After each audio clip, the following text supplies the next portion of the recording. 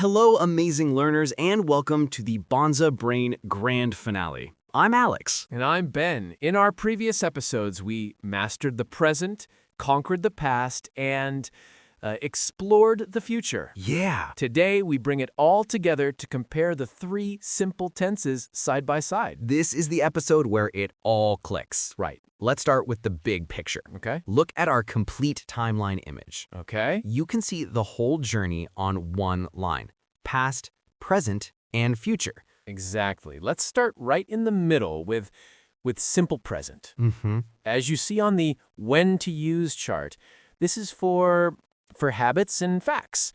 For example, I play soccer every Tuesday. Right. The time clue is every Tuesday. And the most important rule, which we see on our formation rules chart, is the magic S. The magic S, yes. So I play, but he plays.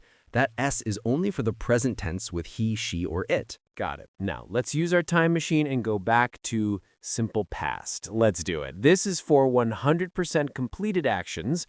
The time clue on our signal words chart is a word like yesterday. Right. So, I played soccer yesterday. And the rule is simple for regular verbs, just add ed.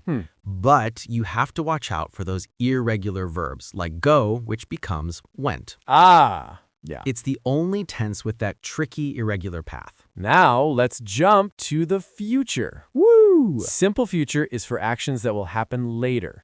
The time clue is, of course, tomorrow. Okay, so I will play soccer tomorrow. And this is the easiest one to form. It really is. It's just will plus the base verb for everyone. No S, no ed, no tricks.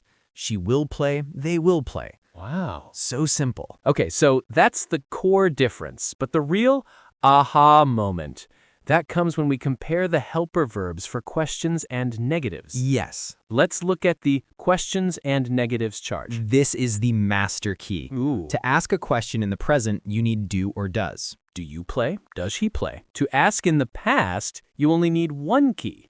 Did. Just one. Did you play? Did he play? And to ask in the future, you use will. Right. Will you play? Will he play? It's a different helper verb for each time. And look, in every single one of those questions, the main verb is just play. The helper verb does all the hard work of showing the tense. That is the secret. Wow. Once you use the helper, the main verb can just relax. You can see this on our common mistakes chart. Oh, okay. Saying did you played is a huge mistake. Because did already signals the past. Exactly. The correct way is did you play? To bring this all home, Let's look at our final master memory tips slide. okay. This is your ultimate cheat sheet for, well, everything we've learned. It's all there. Look for the time words, remember the unique rule for each tense, and know your helper verbs. Yep. This is brilliant. And that is our complete guide to the three simple tenses. Wow. If you've followed along with this series, you now have the foundation for speaking clear, correct English. We are so proud of you for making it to the end of this series. We are. If you found these lessons helpful, please hit that subscribe button and share this series with anyone you know who is learning English. Please. It's the best way to support Bonza Brain. Join us next time for our brand new series on the continuous tenses, where we'll learn all about verbs ending in ing. Ooh. Join us next time on Bonza Brain. Now, here's a question we'd like you to think about. Can you write one sentence about yourself for each tense? Tell us something you do every day, something you did yesterday, and something you will do tomorrow. Yeah. Let's see your mastery in the comments.